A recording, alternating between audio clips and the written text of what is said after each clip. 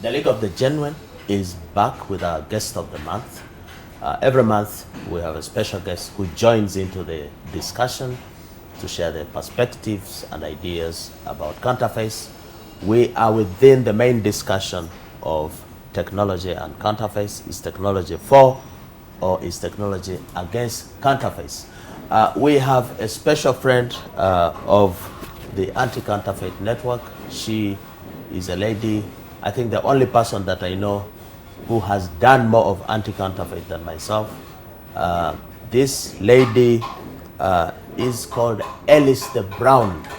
Ellis the Brown. Indeed, she's brown.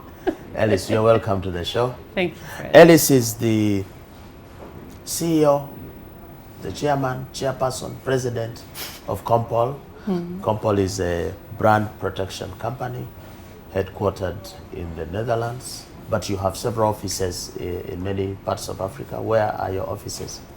We have associated offices in Nairobi, Kampala, Entebbe, Addis Ababa, Maputo, Harare, Dar es Salaam. That's about 6 African countries. Yes. And what do you do in those countries? What is brand protection about, for those who don't know?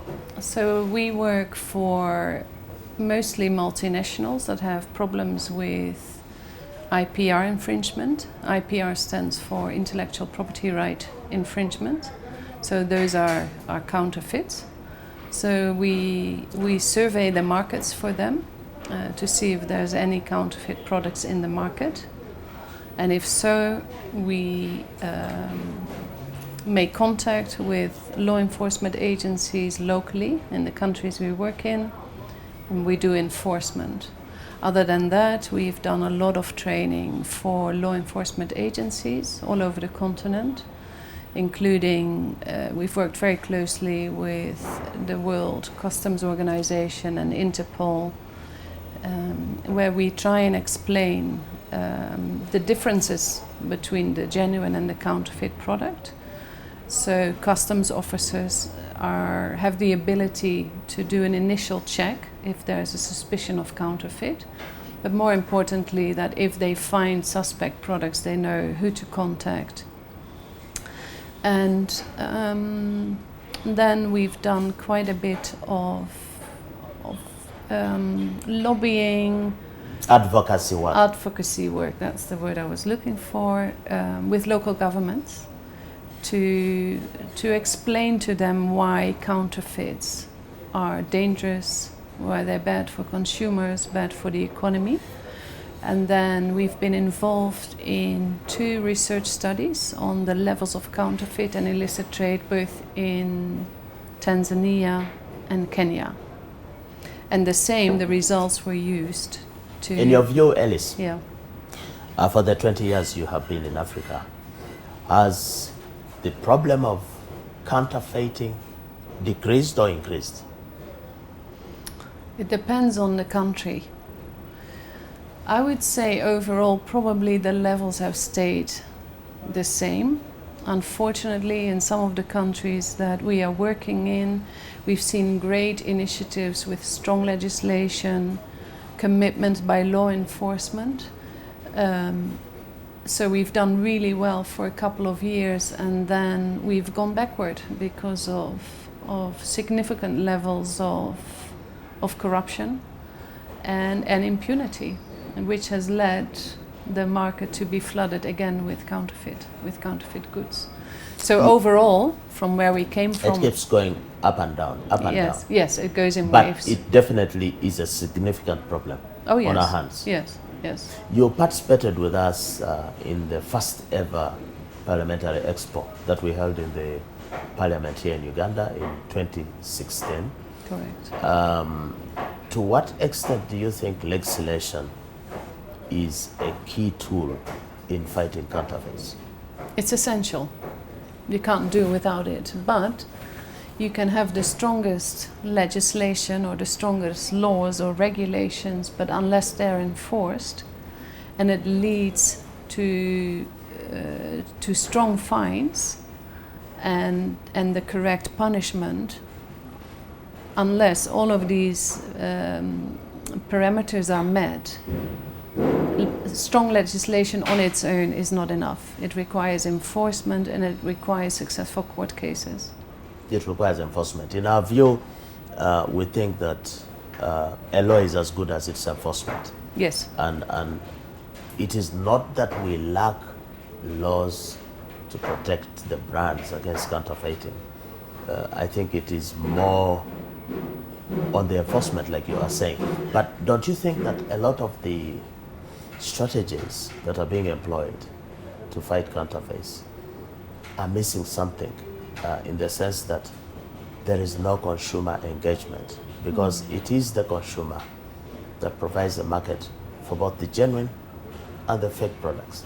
So if you leave the consumer out, and whatever laws you will make, whatever actions that you'll take, if that consumer's mindset is to consume the counterfeit, they will continue. What's your comment on that?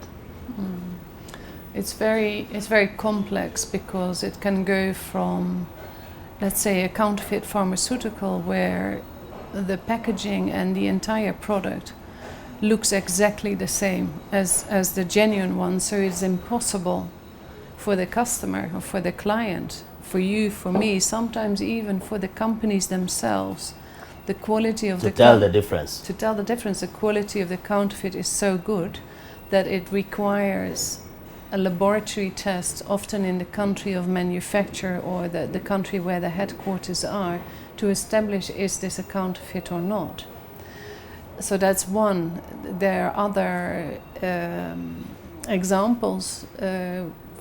It differs, because when you look at counterfeit pharmaceuticals, which are so dangerous for the human population, compared to, let's say, a printer ink, which is not detrimental or dangerous for the consumer personally, but it is for the printer, for example, because it does depend so much on the product itself. When it comes to cosmetics, again, it's something we put on our skin, or when it comes to fast-moving consumer goods. Yeah, but don't you think you've been in brand protection, and my argument always with the brands is that they are not empowering the consumer enough to fight in their space, to fight against these fakes.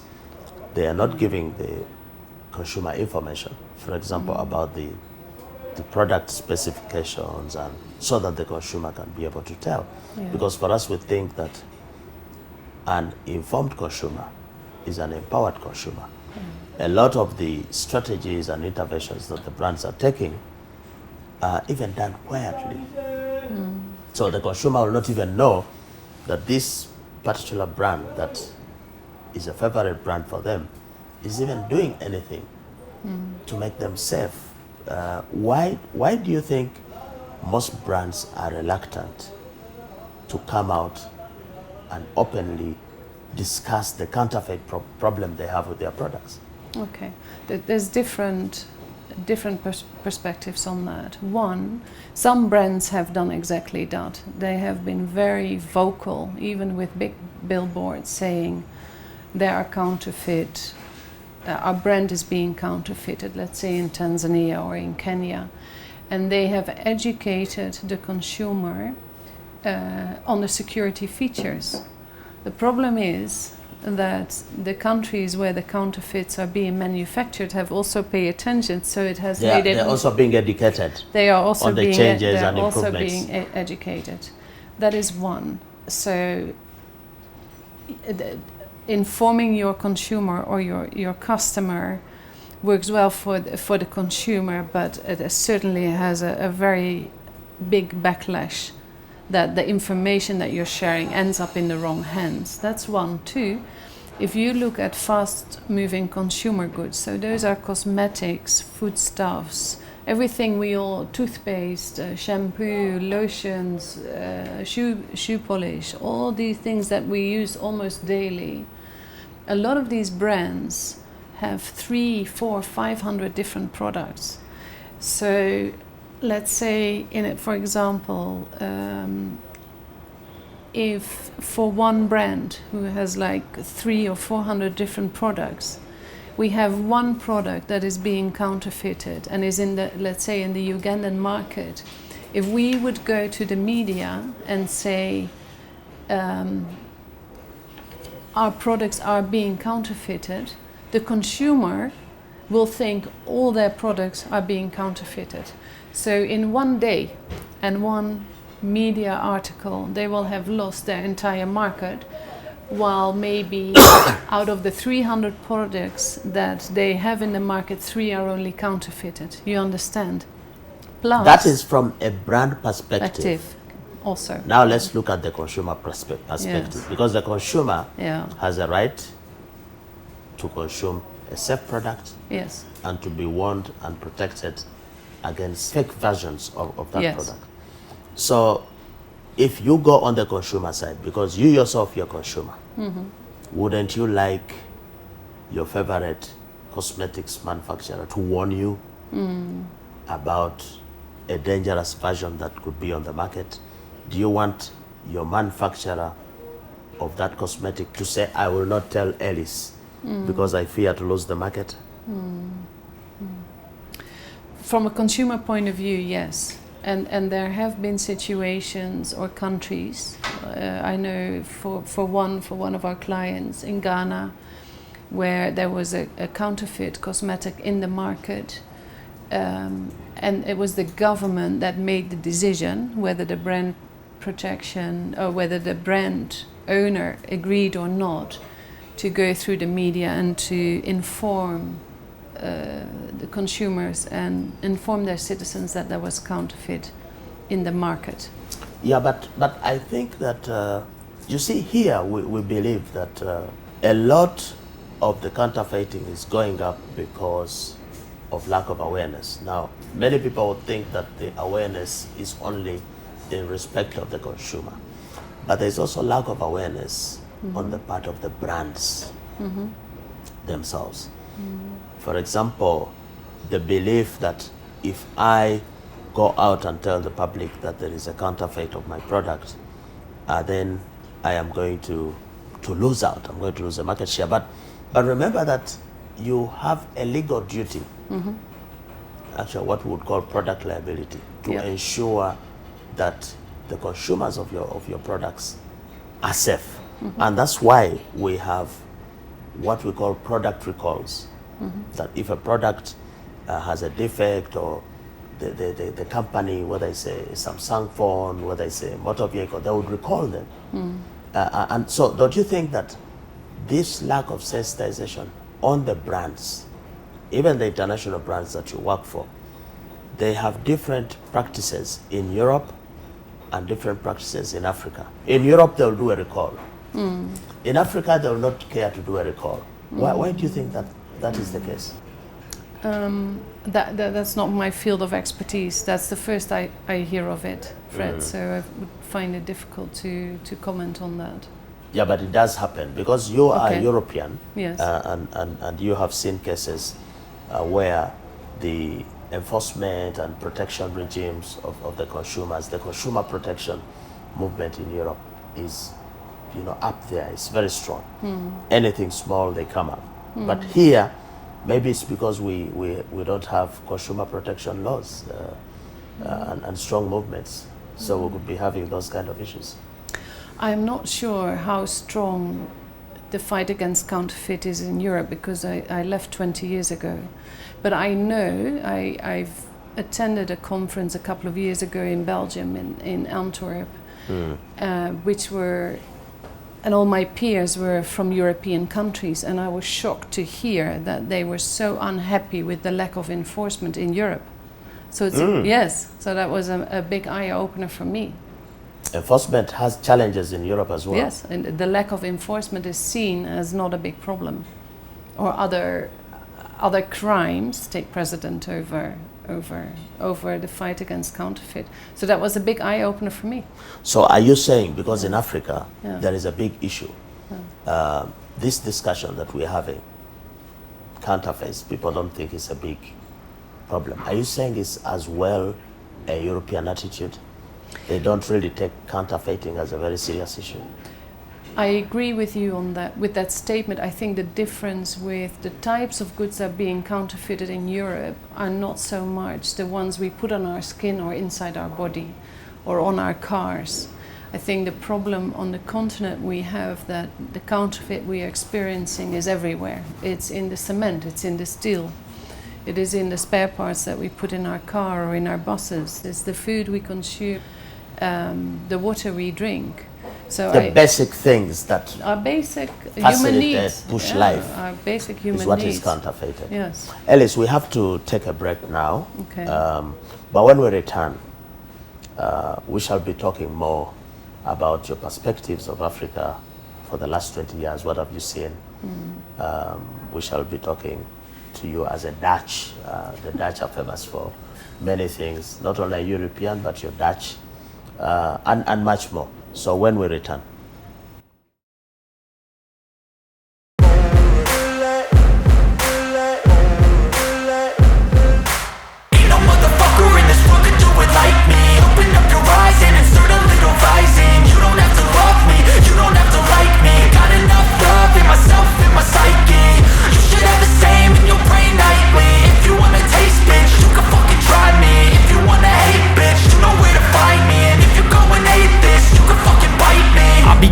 My lane fast, call it high speed. I've been working hard, yeah, I've been working nightly. If you think you'll win, ha, not fucking likely. I be taking shots, yeah.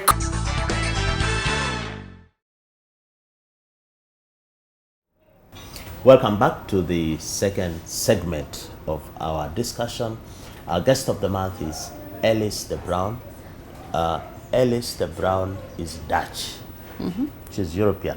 Yes. The Dutch are reputed for having Dutch courage. Do you have Dutch courage, Ellis? By the way, what does Dutch courage mean? Because can you Google it? I don't know. Is there African courage as well? I don't know. Dutch courage is an idiom. Okay, let's see what it means. If you talk about Dutch courage, you mean the feeling of bravery and confidence in yourself, which you have. Okay, that results from drinking alcohol. So have you had a shot of alcohol before you got your courage? Or is bravery. Is it actually true that you guys have Dutch courage? I think there's a lot of people that need alcohol to feel brave and courageous. Yes, I'm not one of them. But the Dutch as a people, you're courageous, brave people. I think so, yes. Yes. You think so? And then the other things associated with the Dutch, like... some of us, not all of us. Not everybody is brave and courageous. Not everyone. There are also other idioms like going Dutch. What does going Dutch mean? What does it mean? Going Dutch is a term that indicates that each person participating in a paid activity covers their own expenses. Okay, so do you know what that looks so like? So the Dutch are stingy. Yes. Here we have a stingy men's association. You know what it means? If you go out for dinner with 10 or 20 people and the bill comes, now half an hour later, because everybody needs to know exactly how many Coca-Colas did I have. So it came from the I will Dutch. Not pay for yours. It came from the Dutch. So those out there who wonder where the stingy people came from, they came from your... And normal people, I would say, if they go out for dinner between 10 people, the bill comes, they divide it by 10 and that's it. Whether you had 2 glasses of wine. Here, talking about cultures. Yes. Here, you'll go out with a group of people and very often some or many of those people in the group will expect to have a free meal. If I'm there. You. So I pick up the bill. So you can see the cultures are a bit different. It's not normal that everybody will contribute. So as a European who has lived in Africa for 20 years, what is your perspective of Africa from 20 years ago to now? What have you seen? Massive changes in a very short time frame, where there's been an enormous boom in the population. We're making babies, too many babies. I'm not saying too many. Baby boom. It's not for me to comment on whether there are too many, because I think each and every life is a blessing. But it certainly has put pressure on resources, but also on families. What I've seen often is that within, let's say, an extended family, because there's the unemployment, or the levels of unemployment are so high for young people, is that those that have work are under enormous pressure to provide not just for their own immediate family, but for siblings. Or we have very high youth dependency ratios. I think in Uganda it's more than 115%. Wow. Yeah, so that affects. So you've seen Africa through those lenses, and it has remained the same, or you've seen some progress in some areas? I've seen change. Whether that's progress is a different story, because traditionally the African culture is all about the community. The individual is always subjected to the well-being of the wider community, and we are not capitalists like you guys. Well, are we not? I'm not so sure. I see a lot of very savvy entrepreneurs on this continent. But I think what I see is that there are a lot of single mothers, and they are struggling. In Africa? In East Africa, for example? In East Africa. But often it's out of choice. This is the worrying bit. It's out of choice. Out of choice not to want to be in a marriage. And I think it is a result. It's a combination of factors, as always. But if you look at a lot of NGOs, they're all focused on the girl child and the empowerment of women. And neglecting the boy child. And I'm all for empowered women. And the boy child is supposed to provide a good husband. Well, this is it, because I think what it has resulted in is a lot of young men having no work, having no self-esteem, being unable to provide for their families, which can lead to substance abuse, talking about Dutch courage, heavy drinking, which can lead to domestic violence. So the breakdown of traditional family values is certainly there. I think it is naive to say everything was perfect before. That wasn't true either. So I think in one generation, and in many ways Europe has gone through exactly the same thing. We've thrown away a lot of structures that were very functional and were very practical and provided for the care of the wider community. And I think as a woman, it's wonderful to be financially independent, but it's also harsh if you, as a single mother, without the support of a wider family, or my personal opinion is it takes two people to make a child. For us, we say it takes a village. It takes a village, but it also takes a minimum of two people to raise a child. And it takes a village. And that's where I think one of the African parts of the African culture that I really appreciate and admire is that it does take a village, and the strong family values and networks on supporting each other are a blessing. At the same time, they can be an enormous strain on those on the few individuals. Many people in this part of the world, many Africans, look at Western culture as maybe being better than their own African culture. What's your own take on that? Is European culture actually better than African culture? You know, European culture, let's say 100 years ago, it was very similar to the traditional African cultures. Why Europe developed the way they did is because the country became more wealthy. So our social responsibilities towards each other, we no longer personally have to take care of that, because it's taken care of by the state, because we pay high taxes. So if you're... Welfare state. It's a welfare state, but it's changing because our populations are getting older. So now the government is actually advising younger people or their children to take care of their parents, because as a state they can no longer provide that level of care. So we've, in my lifetime, or the lifetime of my mum and my grandparents, we've gone full circle.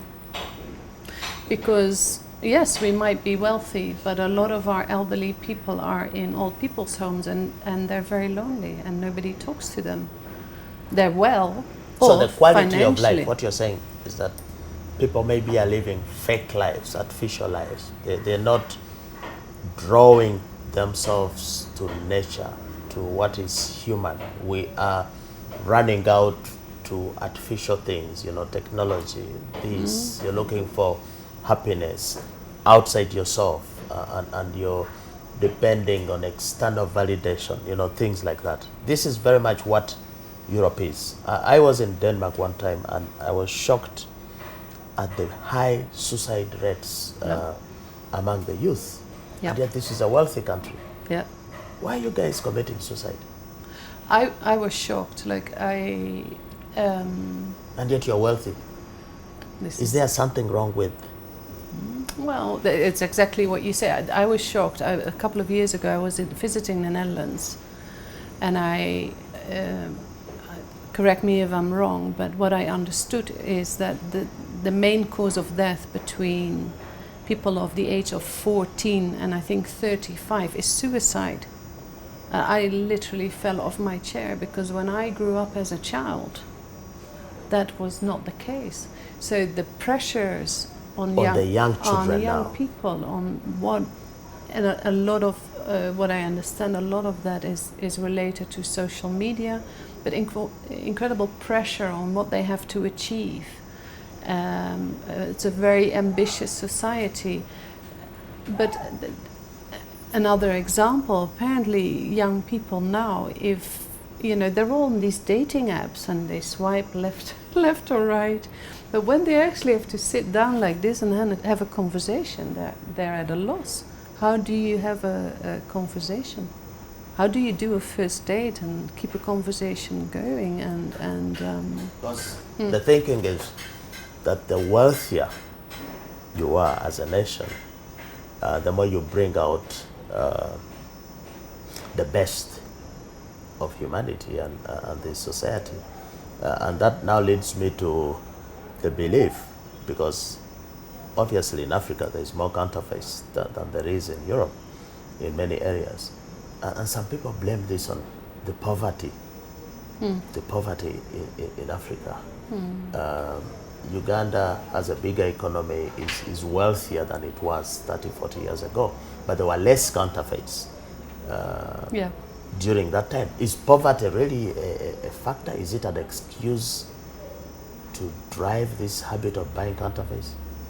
Partly, yes, but then there's been too many examples, and that's why it's so infuriating, is that a counterfeit product, let's say a pharmaceutical or a phone or even a laptop, the counterfeit version is sold at exactly the same price as the genuine product.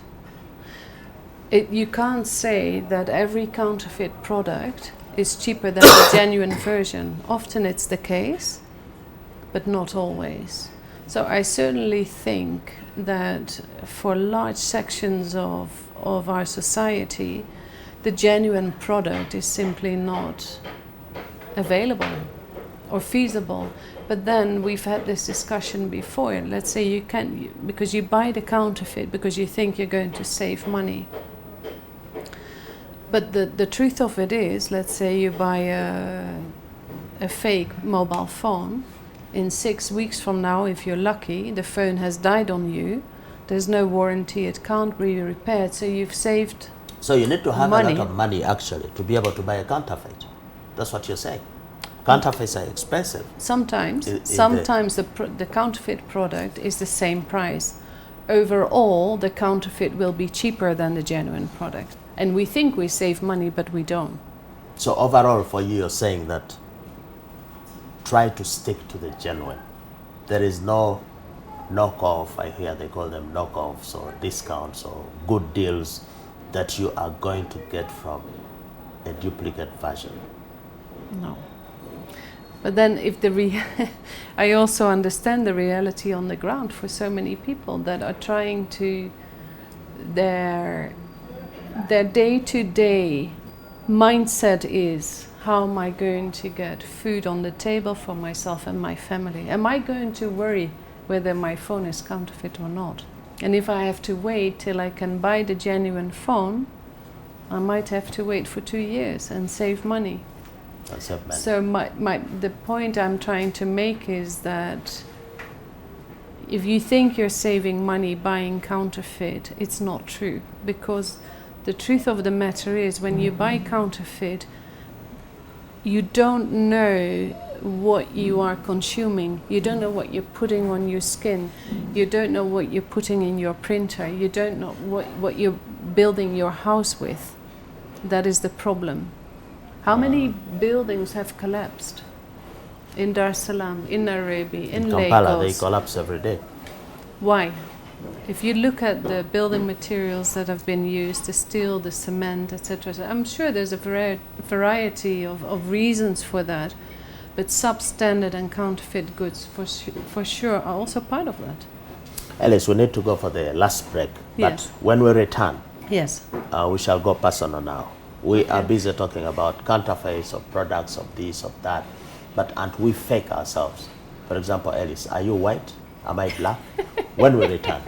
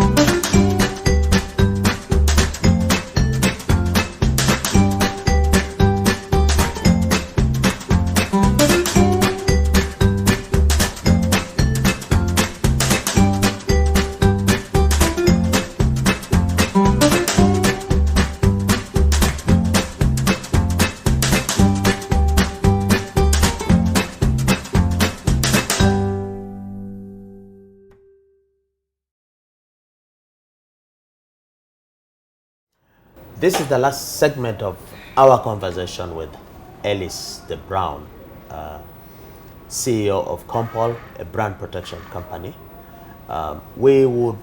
Before we went to the break, Ellis, we were saying that this show promotes genuine. And we have a feeling that maybe we are not genuine ourselves. For example, Ellis, you Europeans claim to be white. But when I look at you, I don't see white. This is, you see, just hold the white against you.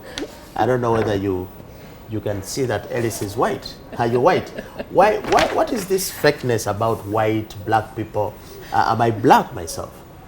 Well, you see, I think I look brownish, bronze.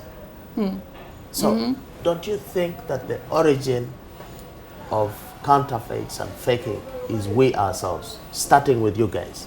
You are the guys who supposedly gave yourselves a nice color, I don't know, white.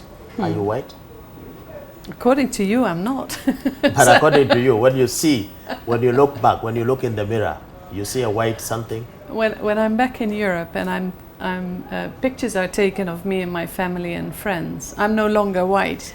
It's true, because you're no longer white. But where did this whole white-black thing come from? Because I think it's a misrepresentation. We don't have black people, we don't have white people. We have people. We are all people of color. Yes. I hear there is that term of between the black and white, they are people of color. You hear some people saying I'm a person of color, but everybody has color. I think this classification was brought up to try and promote superiority, which does not exist. Don't you think so? And probably that should be changed. That should be changed. We should call, if we are saying a counterfeit is something that is a duplicate, that is not genuine, then we should start with ourselves. We should call ourselves by our true colors. you are brown or beige or whatever it is, go tell your mom and the rest of the Europeans that this show says they're not white, and also we say we're not black. And I think this has a serious connection to the propagation of counterfeits, because a counterfeit itself positions itself to be what it is not. And we think that because this is something that is inbuilt in us, and maybe that's why we find it very easy and accept counterfeits as part of us, because even we ourselves are not branding ourselves correctly. Would you agree with that? Can I respond with a personal story? Yeah. So I've lived in East Africa for 20 years, and it has opened my eyes because I am an ethnic minority. For me, it's impossible to walk around the streets of Nairobi or Dar es Salaam or Kampala and go unnoticed or be part of the masses. And I often struggle with it because I just want to walk and I don't want to be seen all the time. But because of the color of my skin, I stand out like a sore thumb. And I can be met with jokes. Usually I'm just shouted at as Mzungu, or either nicely or not so nicely. I am perceived to be wealthy because all white people are wealthy, which is not true. But that's how I am perceived. And it's taken me a long time to live here and be really comfortable with the fact that I do look different from you or most people that live in Uganda, and to really be okay with it. What I find very sad is, but it's changing, which I'm very happy about. Let's say 10 years ago, a lot of young women, but still they want to whiten their skin or lighten their skin. Yeah, talk about bleaching.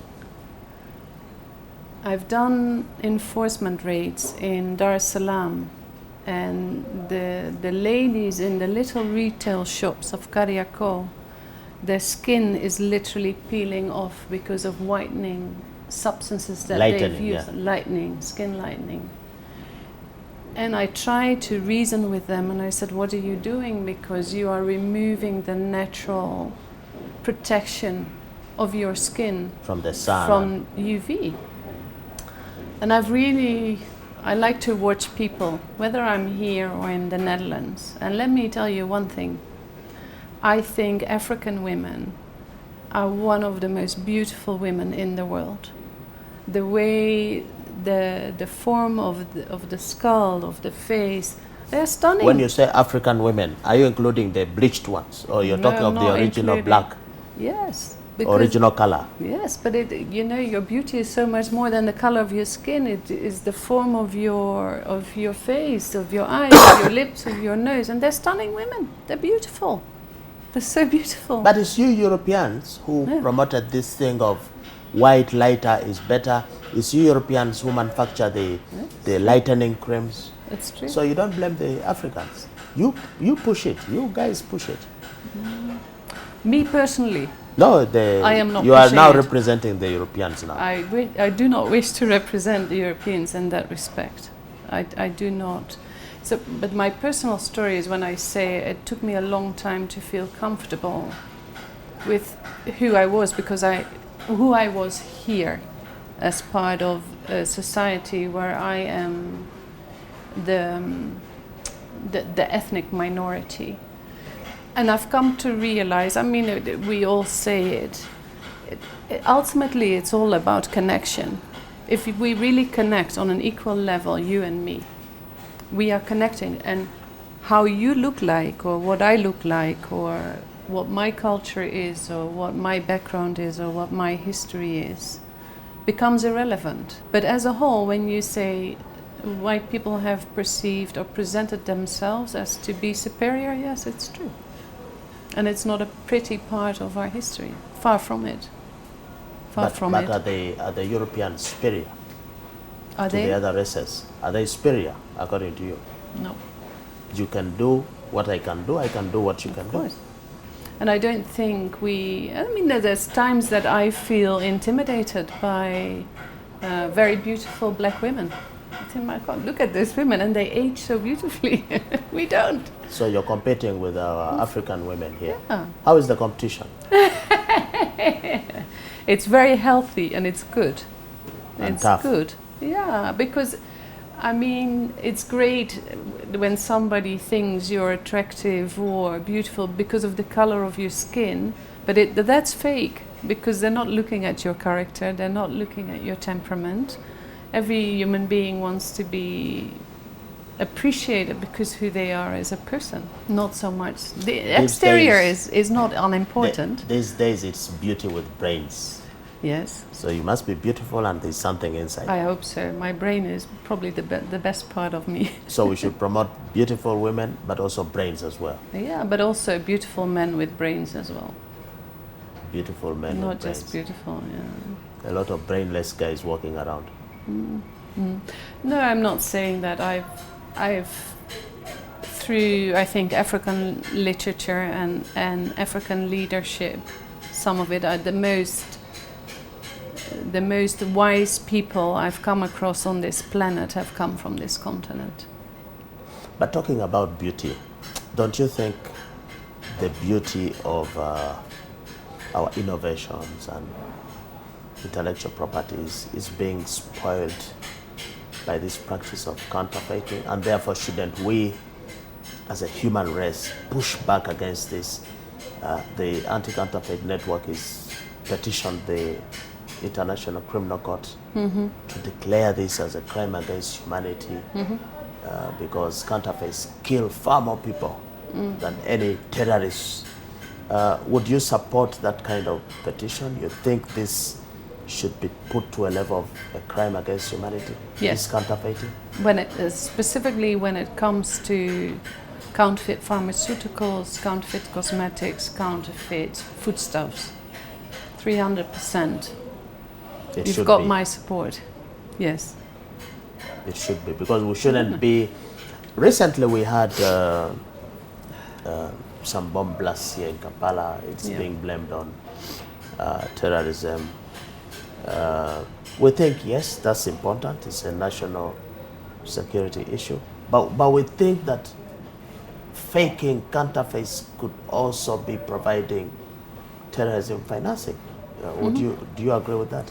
Yeah, there's quite a bit of data on that, where international crime syndicates who need to launder money or have access to sources of money that have not gone through your normal banking systems. Being in counterfeit trade is a hell of a deal. So that if we want to fight terrorism, then we also need to fight its funding and a lot of it which is coming from counterfeits. Yep. Yeah, illicit trade as a whole. It also includes narcotics and Since you are living in Africa, I believe, for the next 20 years, you would like to see Africa develop, industrialize. Do you think we can industrialize with counterfeits? Some people claim that, some countries developed with counterfeits, China or whoever it is. You think this narrative works for Africa? That it's okay, let's be with the counterfeits, we shall develop? I don't think there's a lot of blessing coming from the counterfeit trade because, first of all, there's no research and development done in what goes into those products, so immediately it becomes a consumer risk. But having lived here for a long time, Africans are incredibly entrepreneurial. They're very creative and they come up with solutions that... but they lack capital. They lack capital, so why not invest instead of... why not invest in creating your own products and manufacturing those? Because the majority of the employment that is created in the counterfeit trade is created outside of Uganda, outside of Kenya, outside of Tanzania. Why don't Counterfeiters are not model employers. No, they're not. Why don't we create that employment here? Look at Uganda, the amount of fruit and vegetable and innovativeness that you have as a race, as a people, use it. So to those Ugandans, Africans who are going in droves to run out of this beautiful continent to go to Europe, to go to America, what's your message to them? Is it better out there or it's best here? I would say get your education if that's what you're after, and then come back and build your own country and build your own universities. So we should not be having guys running out of here because we have broken systems, because of corruption, maybe because of governance issues. No, We should fix things ourselves here. from within. But I'm a great believer. I mean, I have lived here, coming from a different continent, a different culture, a different race. I'm a great believer in people moving and living and working and studying all over the world, because we learn from each other. I can learn from you, you can learn from me. I met a lady that works in the judiciary in an East African country. She received a scholarship through the Dutch government to study international law in the Netherlands, and we met. She spoke my language, and she was very well received by my country, and she was welcomed, and she has come back and is now working within the judiciary. I think it's fantastic. That's how it should be. But it's always seen that we can learn more, let's say, from the Western world. I think the Western world can learn a lot from So Africa. we are interdependent, in other words. Of course we are, completely. And through interdependence is the only way we shall be able to fight this menace of counterfeits. I don't understand your question. Through interdependence, through Yes, working yes, together, yes. is the only way we can fight counterfeits. I think so, but also on a more personal level. I think my father told me one good thing. He said, you learn the most from people that disagree with you, or you learn the most from people with a different point of view if you are patient enough and wise enough to sit down and listen to the opposing view. Okay. Ellis, before we close, Yes. you're still in brand protection. Yes. What needs to be done to have better brand protection? Clear or cleaner supply chains. Enforcement. Enforcement. Yeah. Enforcement. We end at an enforcement note. We've been having a guest of the month, Ellis de Bruijn. I don't know why you call yourself de Bruijn. Your name has a J. Ellis de Bruijn is the CEO of Compol. Compol is a leading brand protection company in East Africa, and she's been here to share her views and perspectives about pet subject, counterfeits and substandard products. We need to stop here, but we should not forget to thank those who follow us, those who tune in, make a date with us every Friday. Remember to like, share, subscribe, because this is the only show on the planet that talks about the all-important subject of counterfeits. Don't be fake, buy and sell genuine, always.